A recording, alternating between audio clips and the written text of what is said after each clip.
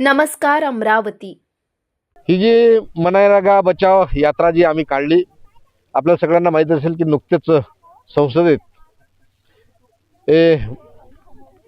भाजप सरकारनं जे काही मनरेगाचं नाव बदलून जी रामजी ही योजना आणली.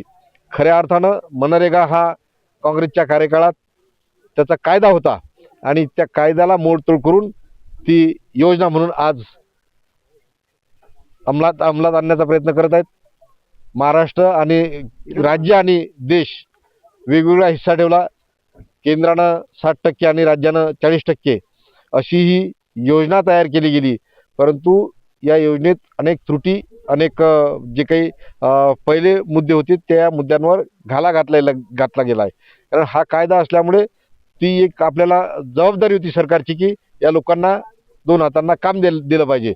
परंतु आता त्यामध्ये गॅरंटी सरकारची राहिली नाही. सरकार म्हणेल ते काम पहिले कायद्यामध्ये आम्ही म्हणजे ग्रामसभा म्हणेल ते काम होतं. अशा पद्धतीनं खूप सारे बदल केले.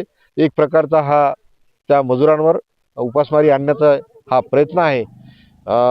ते तर रामराज्य बनवणार होते, परंतु मी हे म्हणेल की रामराज्य बनवायचं राहिलं रोजगार हमी योजनेच्या नावात बदल करून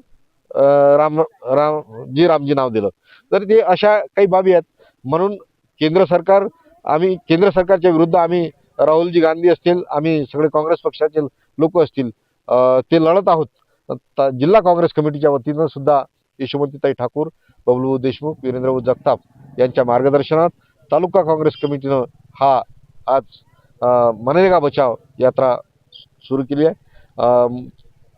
शहादेव बेलकर, राहुलभाऊ येवले आणि त्यांचे सर्व सहकारी रामलाल भैया आणि सगळे या लोकांच्या नेतृत्वात आज ही तालुक्याच्या ठिकाणी मनरेगा बचाव यात्रा केली आहे.